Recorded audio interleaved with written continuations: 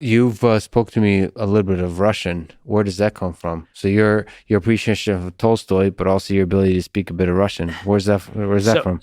I speak, in addition to English, I speak reasonably well, depending on how much vodka I've had. Yes, Russian. I very also speak important. French and German. I learned those for research purposes. I learned French actually when I was in high school, Russian when I was in Wow. college, German when I was in graduate school. Now, I do have family on my mother's side that's of Russian Jewish extraction. But they were Yiddish speakers by the time, I met them. By the time they had gone through Germany and come to the United States, or really gone through Poland and come to the United States, they were Yiddish speakers. So there's no one really in my family who speaks Russian, but I do feel a connection there, at least a long range personal connection. Is there something to be said about the language and your ability to imagine history?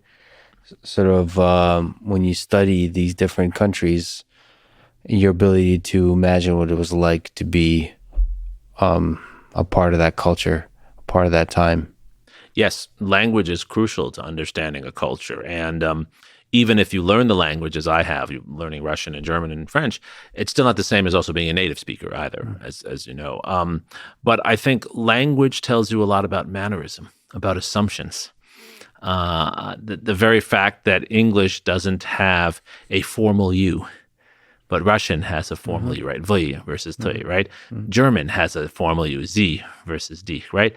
So the fact that English doesn't have a formal U tells you something about Americans, right? And that's just one example. The fact that that Germans have such a wider vocabulary for certain scientific concepts than we have in English tells you something about the culture, right? Language is an artifact of the culture. The culture makes the language. It's fascinating to explore. I mean, even just exactly what you just said, which is there's a fascinating transition. So I guess in English we just have you. Yeah.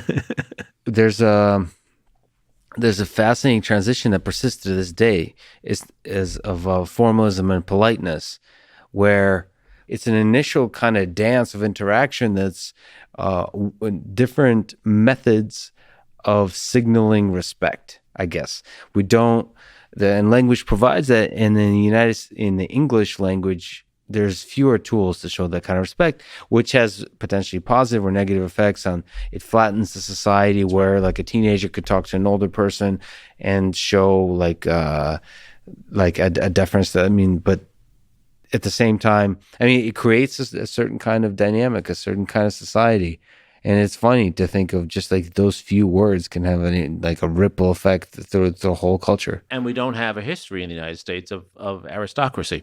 Yeah. These Right. elements of language reflect aristocracy. The serf would never refer to the master, even if the master is younger, as Toy. It's always Voy, right? Yeah. In Turgenev, it's always Voy, right? And so it's, so it tells you something about the history. That's why, to your question, which was a great question, it's so crucial to try to penetrate the language. I'll also say something else, and this is a problem for many Americans who haven't learned a foreign language. We're very bad at teaching foreign languages.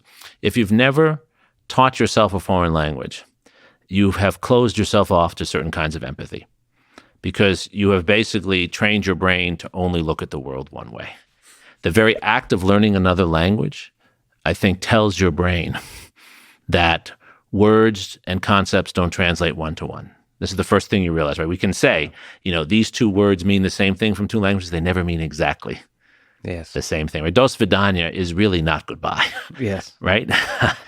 And there's something, right now there's people talking about idea of lived experience. One of the ways to force yourself into this idea of lived experience is by learning another language. That's right. It's to understand that you can perceive the world in a totally different way, even though you're perceiving the same thing. And of course, the way to first learn Russian, for those looking for tutorial lessons, for me is just like, as you said, we start by drinking lots of vodka. Yes, of course. It's very difficult to do otherwise.